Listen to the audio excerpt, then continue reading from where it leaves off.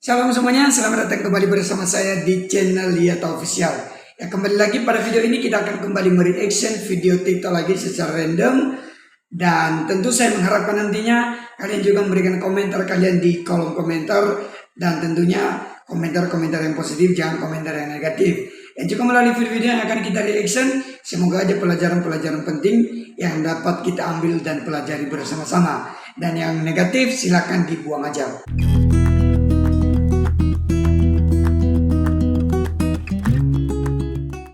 Ya, langsung aja kita pada video yang pertama.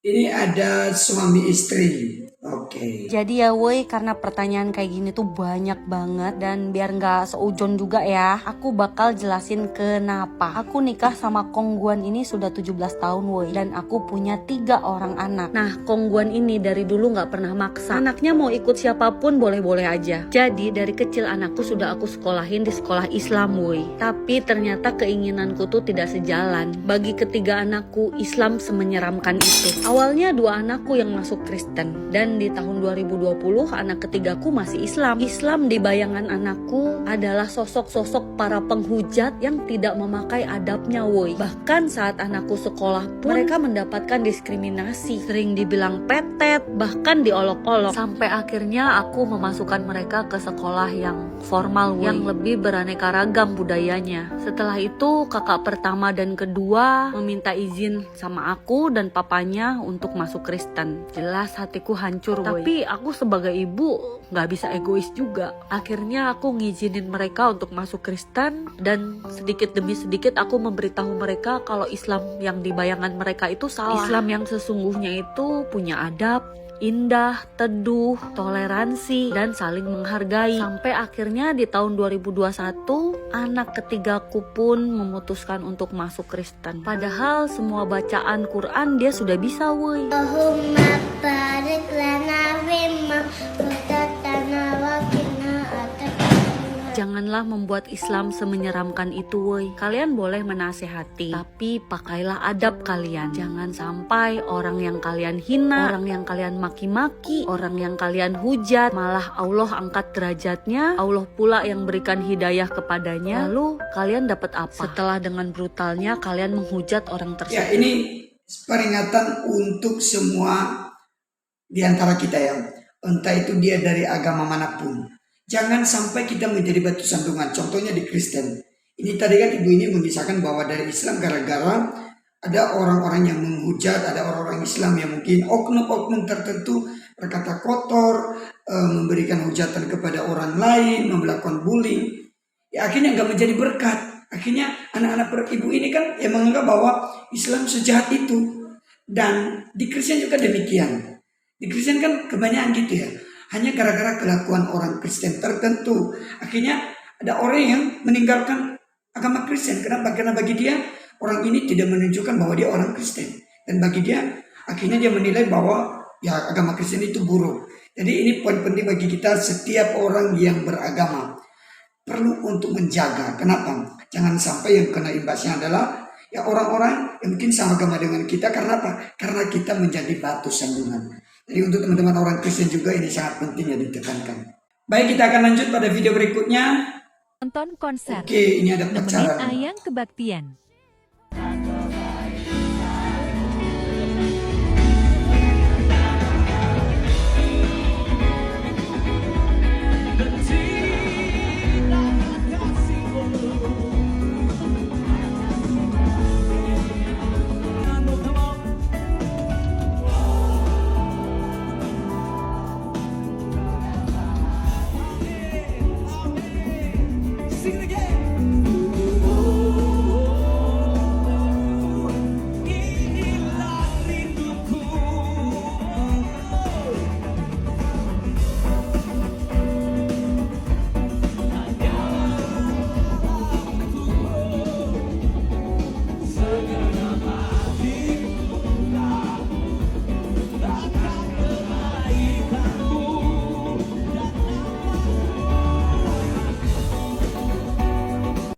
Ya, luar biasa ya.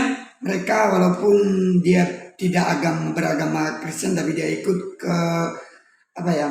Ini merupakan konser ya, karena ini kan synchronize Fest yang kemarin itu diadakan kalau nggak salah bulan Juli atau September ya, saya lupa. Jadi dia bareng pacarnya yang beragama Kristen ikut di situ. Dan ya dia menikmati kan. Oke. Kita next pada video berikutnya. Ini ada seorang bapak-bapak. Sekali lagi, Jokowi bangsat, bajingan, tolol. Tapi Jokowi dia tidak punya Tuhan. Jokowi itu apa? Ya Allah, dia itu seperti boneka golek, ditata ke sini ditata ke sini tapi sebenarnya EQ-nya lebih pintar anak saya loh. Jokowi adalah antek-antek komunis. Antek-antek komunis. Tapi faktanya dia presiden dicintai rakyat, mati lu. Approval ratingnya hari ini untuk di Pulau Jawa ini 82%. Di Jawa Barat 73, di Jawa Tengah 92. Approval ratingnya, kita mau ngomong apa? Jokowi hebat. Jokowi presiden yang ke-7 datang bisa lihat kami di lumpur dan hutan rimba ini. Jokowi presiden yang kami cintai, Asmat. Jangan pernah ngelawan orang baik loh Pak. Ini rumus dari kakek saya. Jangan lawan orang baik. Yang kedua, jangan lawan orang cantik. Kalah kok Pak. Wah ini video lama ya, mungkin maksudnya dikompilasi ulang. Dan ya kita nggak tahu ya gimana nasib mereka, bapak-bapak, anak muda tadi, mungkin mahasiswa. Ada ibu-ibu yang mengata-ngatai Pak Jokowi ya semasa dia menjabat. Sekarang kan dia sudah lepas jabatan, maksudnya sudah berpindah ke Prabowo sama Gibran. Tapi untuk apa gitu loh kita menghina orang-orang seperti itu? Juga kan setiap orang yang mungkin ada orang yang menilai Pak Jokowi mungkin ada kurangnya. Saya rasa semua juga orang, entah siapapun dia pasti ada kekurangan. Tapi karena masih kita melihat kekurangan. Tahu juga Pak Jokowi kan udah memberikan yang terbaik itu loh selama kepemimpinannya. Susah lah. Tapi kita nggak tahu nasib mereka-mereka itu ya. Kita next lagi pada video berikutnya. Jalan kebenaran, jalan Yesus Kristus yang mana juru selamat untuk seluruh umat. Kalau bagi saya terutama. Nah, saya di keluarga besar, sayalah orang pertama yang menerima Yesus Kristus sebagai juru selamat saya secara pribadi ya.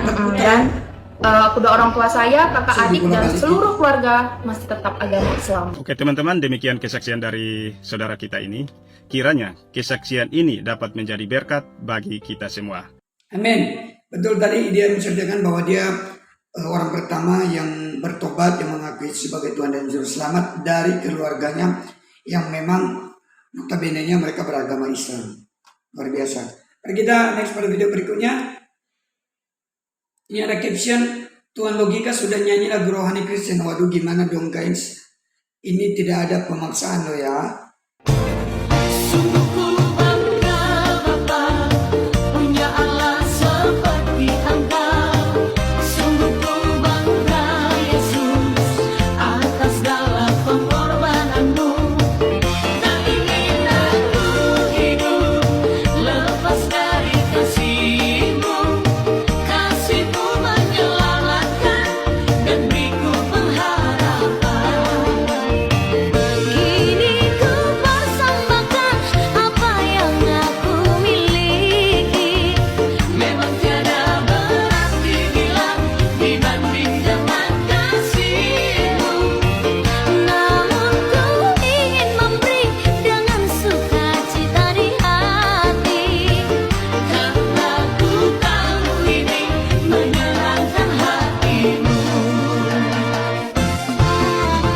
Semoga lagu ini nggak kena copyright ya. Tapi keren mereka menyanyi lagu rohani atau lip sync lah lebih tepatnya. Tapi kan buktinya mereka beragam ya. Ini kan pada pengacara ini yang biasa menyampaikan memberikan laporan biasanya yang mengurus soal penghinaan agama biasanya. Oke, di akun yang sama dengan Ibu Lina Wijaya. Oke, mari kita tonton videonya. Halo, shalom, salam sejahtera untuk kita semua, Kak. Shalom teman-teman. Terima kasih, selamat datang di kota Medan. Horas. Kita hari ini ngapain, Kak? Nah, memenuhi panggilan dari Bumi Pertiwi sebagai warga negara Republik Indonesia yang ngerti hukum, taat hukum, dan tunduk kepada hukum. Yes. Thank you. Jadi, kakak di sini sama-sama. Jadi kakak ini adalah saksi. ya, atas laporan dua laporan. Ya, dalam hal ini adalah pelapornya adalah saya. Dan terima kasih, thank you. Saya tahu kakak dari jauh perjalanan demi membuktikan bahwa kebenaran itu akan terungkap jika apa yang kita lakukan itu ya di atas ya, Yes. tidak di atas tidak. Yes. Kalau tidak, kamu kena hukuman. Ya, itu adalah Alkitab ya. Ya, dan segala bukti yang sudah disampaikan juga oleh Kalina, ya, semuanya itu valid, ya, dan tidak dalam artian di sini kita takut ke sini dan lain-lain. Nggak ada ya kak ya? Nggak, clear. Betul. Bagaimana kak perjalanannya? Sudah jauh. Lelah, capek, tapi exciting teman-teman. Karena kalau memang sudah diutus menjadi terang dan garam dunia, ingat, terang itu harus keluar. Kalau mau jadi terang, pergi pada kegelapan. Dan menjadi garam beri rasa ke dalam. Nggak kelihatan tapi selebeo. Selebeo. Kak, satu saya mau tanya. Silakan. Mewakili teman-teman yang lain dan mewakili yang mungkin suka dan tidak suka. Ya, karena kita tidak perlu penting juga ya suka nggak suka. Yang penting Yes. Tuhan tetap melindungi kita. Katanya kakak kabur keluar negeri. Makanya teman-teman, jadi orang itu diberkati. Aku diberkati sepanjang hidupku diberkati. Bila bangun pagi hari, siang berganti, malam aku diberkati. Jadi mau pindah-pindah airport, mau pindah-pindah wilayah, mau pindah-pindah negara itu bukan sesuatu yang aneh, bukan sesuatu yang sulit juga. Yes. Saya teman-teman tanggal 1 November itu ada hajatan besar dan ke luar negeri itu ngajak penari-penari saya dari Kalimantan Tengah liburan sebagai reward. Yes. Ngapain kabur? Kalau tidak melanggar hukum Allah dan tidak melanggar hukum pemerintah, jangan takut. Don't worry, Kalau happy. kita koordinasikan kan, makanya panggilan tanggal sekian bisa Yes. nggak? Karena posisi dalam artian kalau memang itu dibenarkan ada kepentingan keluarga, Betul. sakit, Betul. ya, dan juga ada hal sifatnya genting, itu tidak bisa dipaksakan. Jadi namanya dijadwal ulang. Kalau bahasa Bataknya reschedule. Ya. Ya ngapain pakai kabur teman-teman ya. Jadilah orang yang bertanggung jawab. Oke, Kak, satu lagi kan, kalau berkenan menjawab. Monggo. Ya, ini sudah melapor banyak nanya lagi kan. Itulah Dosma. Demi. Oke, katanya kakak dilapor Bali. Walah-walam teman-teman. Bodo amat. Ya di samping walah-walam ya Iya. bodo amat. Karena Iya. gimana ya, dilapor dan melapor itu sebuah siklus. Ikutin saja prosesnya. Sekali lagi selamat tidak melanggar hukum Allah dan tidak melanggar hukum pemerintah. Don't worry, be happy. Yes. Itu dari Malina. Berani karena benar, Takut karena salah. Ya, lapar karena belum makan. Ya, jadi teman-teman yang belum makan, ya makanlah. Jangan live terus pagi, siang, sore, malam. Kita. Jangan lupa teman-teman dukung terus ya pelayanan kami Oke. melalui hukum di Indonesia. Yes. Dukung pelayanan kami dalam doa dan dana boleh nggak? Dana. Para sultan nanya. Oke lah teman-teman lah. Oke. Lah ya. Tuhan siapkan semuanya. Amin. Dengan cara yang Amin. luar biasa. Tuhan berkati. Tuhan pasti. berkati. God Selama bless you. Tuhan utus pasti Tuhan urus. Amin. God bless you all. Tuhan Salam berkati sehat. ya. Tuhan berkati. Shalom. Aku diberkati. Sepanjang hidupku diberkati. Bila bangun pagi hari, siang berganti malam, aku diberkati. Yes, amin. Saya nyanyi gini kena penistaan nggak nanti? Karena di belakang ini. God bless you. Semua jadi disebut penistaan. Ya teman-teman, mari kita terus mendukung ya usaha yang dilakukan oleh Pak Dosma si jabat ini. Dia terus melakukanlah yang terbaik untuk mengusut khususnya mereka-mereka yang melakukan tindakan-tindakan yang tidak adil di media sosial, mereka yang menghina agama orang lain lah. Yang dia bilang kemarin bukan juga hanya dari pihak Kristen aja, tapi kalau ada misalnya dari pihak Islam, tapi kalau ada orang Kristen juga melakukan hal yang sama, ya perlu diberikan pengaduan atau perlu diproses lah istilahnya. Artinya supaya mewujudkan kedamaian di tengah-tengah umat beragama di bangsa Indonesia. Oke, kita next lagi pada video berikutnya. Ini dari akun Elia. Pernah kayak ngejalanin supaya bisa bisa berbahasa roh. Ini Hai semuanya, saya Elia. Saya izin menanggapi beberapa pernyataan pada video tersebut mengenai bahasa roh. Sebelum kita lebih jauh, kita perlu mengetahui apa itu bahasa roh. Bahasa roh merupakan salah satu dari karunia-karunia Roh Kudus. Tuhan Yesus sebelum naik dan terangkat ke surga, ia menjanjikan penolong yang lain, yaitu Roh Kudus yang keluar dari Bapa. Tuhan Yesus sendiri mengatakan, apabila Roh Kudus itu datang ke bumi ini, ia tidak berkata-kata tentang dirinya sendiri, melainkan ia akan memuliakan aku, memuliakan Yesus Kristus sendiri. Artinya, ketika Roh Kudus itu datang ke dunia ini untuk memuliakan Yesus dan mengajak orang untuk percaya kepada Yesus, itu menggunakan karunia-karunia Roh Kudus itu sendiri. Yaitu dengan apa? Bernubuat, mengajar, bahasa roh, dan lain sebagainya. Jadi, secara esensial, tujuan adanya bahasa roh yang adalah karunia dari Roh Kudus itu adalah untuk memuliakan Yesus dalam tujuan penginjilan. Hal ini dibuktikan pada peristiwa di hari Pentakosta, di mana para murid dipenuhi oleh Roh Kudus ketika mereka berkumpul di loteng, dan Roh Kudus itu memberikan mereka karunia berbahasa roh. Sehingga ketika mereka berbahasa roh, orang-orang pendatang dari bangsa lain bisa mendengarkan Injil di dalam bahasa pendatang itu sendiri. Makanya mereka keheranan di dalam Kisah Rasul 2 ayat 4. Misalnya saya orang Indonesia, saya pergi ke China untuk menginjili dan saya tidak mengerti bahasa China. Tetapi Roh Kudus itu memberikan saya karunia untuk berkata-kata dalam bahasa Cina agar orang-orang di Cina mengerti Injil dari apa yang saya ucapkan itu. Itulah bahasa roh, karena tujuan bahasa roh adalah menginjili. Jadi, kalau narasumber dalam video tersebut mengatakan bahwa bahasa roh itu hanya dimengerti oleh saya dan Tuhan saja, yang lain-lain tidak mengerti, maka itu tentu saja salah. Karena tujuan bahasa roh itu adalah untuk menginjili. Kalau bahasa itu tidak dimengerti, siapa yang akan diinjili? Lagi pula, Rasul Paulus dalam 1 Korintus 14 ayat 13 menasehati kita agar ketika kita berkata-kata dengan bahasa roh, maka kita juga harus berdoa kepada Tuhan agar kita diberikan karunia menafsirkan bahasa itu, agar orang-orang yang mendengarkan kita ketika berbahasa roh dapat mengerti dan kemudian dibangun oleh kesaksian kita melalui bahasa roh itu.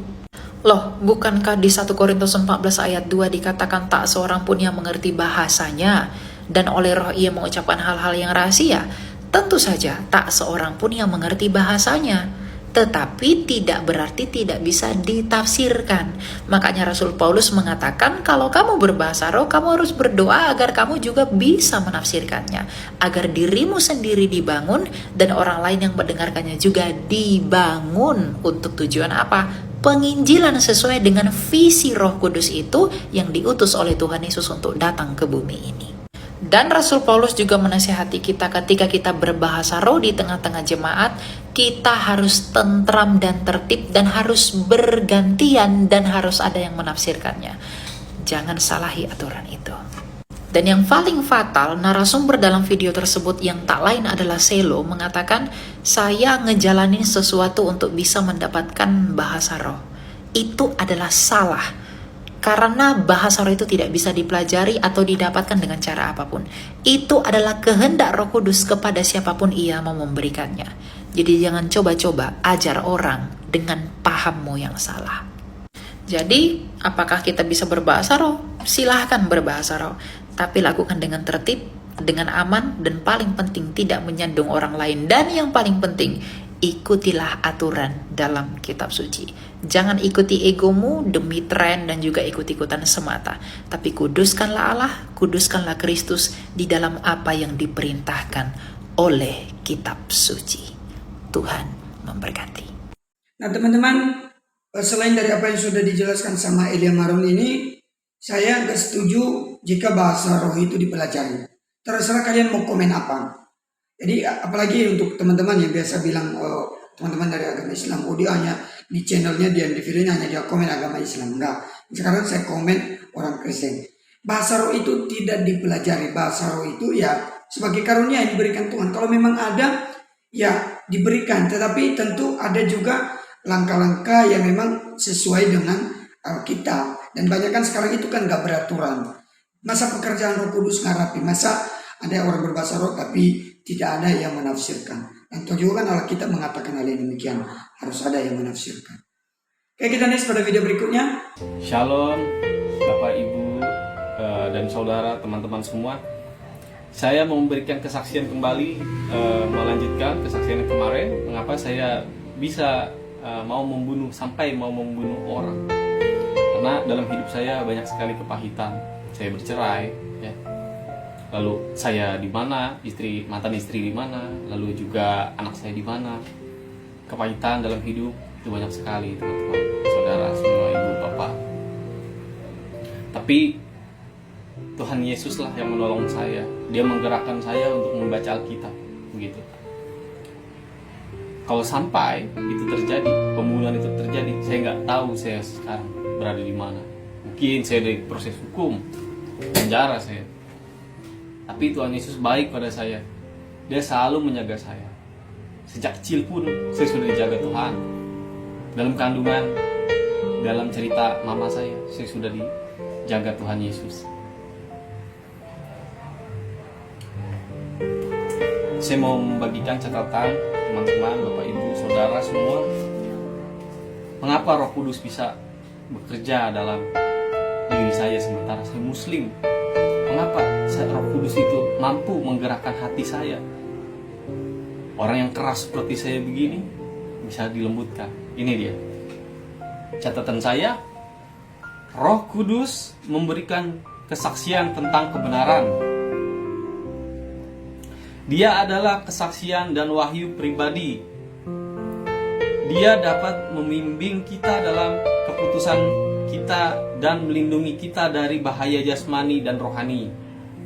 Dia dikenal sebagai penghibur dan dia dapat meredakan ketakutan dan memenuhi kita dengan harapan.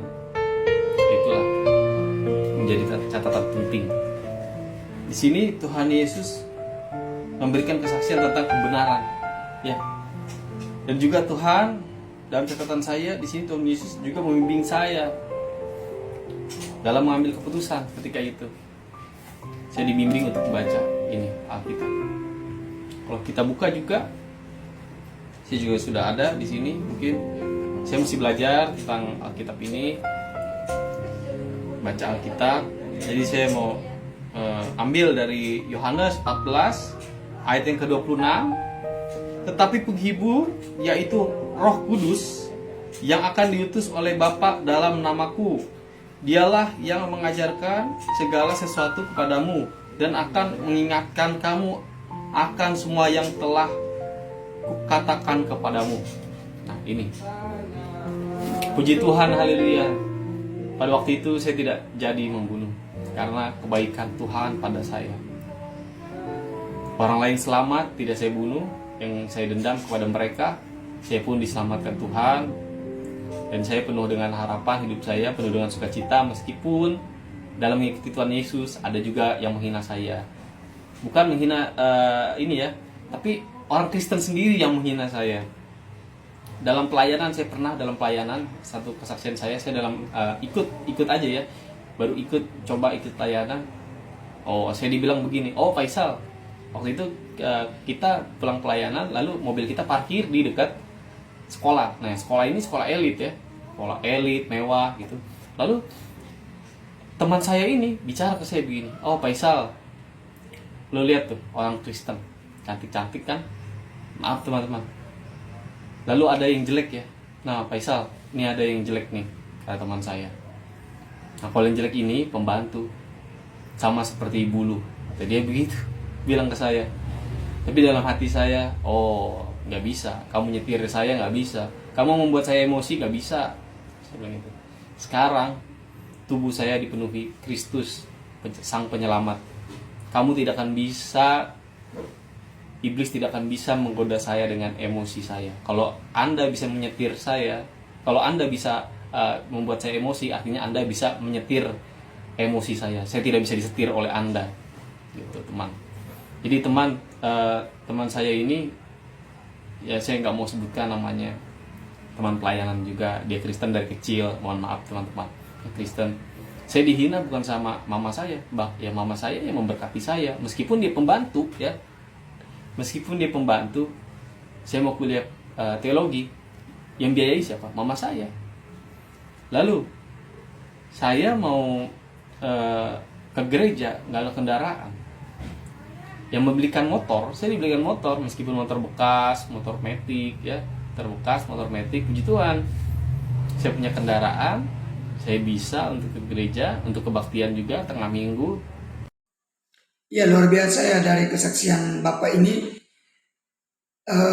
Dia memberikan bahwa memang memberitahu kita bahwa hanya Yesus itu yang mampu menolong kita dalam segala keadaan.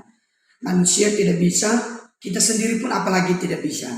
Dan juga dia memberikan kesaksian bahwa ternyata juga ya orang-orang lain menghina, menghujat, bahkan itu orang Kristen. Nah ini tadi saya bilang di awal tadi itu ya, orang Kristen pun jangan sampai jadi batu sandungan lah gitu.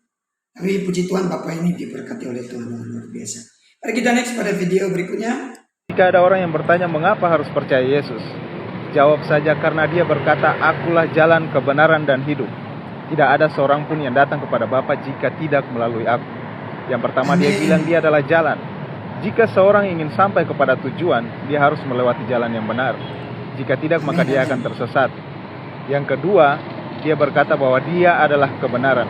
Segala sesuatu di luar kebenaran itu sudah pasti kesalahan. Yang ketiga, dia berkata, akulah hidup. Segala sesuatu di luar hidup sudah pasti adalah kematian. Shalom, Tuhan Yesus memberkati. Ya luar biasa ya penjelasannya, singkat, padat, dan jelas. Yang nggak ada gitu loh. Mau temukan di mana lagi kehidupan selain di luar, selain di dalam Yesus? Mau temukan lagi di jalan menuju ke surga, ke rumah Bapa kalau bukan dengan Tuhan Yesus? Mau di mana lagi temukan yang namanya kehidupan kalau bukan di dalam Yesus? Luar biasa. Oke teman-teman, demikian aja video kali ini. Kiranya Tuhan Yesus memberkati kita semua. Terima kasih untuk kalian yang telah menonton sampai detik ini. Dan bagi kalian yang merekomendasikan video-video TikTok rohani yang mungkin kalian tonton dan kalian ingin saya reaction, boleh kalian tag aja di akun TikTok saya di Yata Official. Nanti kita akan mereaction pada video-video berikutnya. Tuhan Yesus memberkati kita semua. Sampai jumpa kembali. Shalom.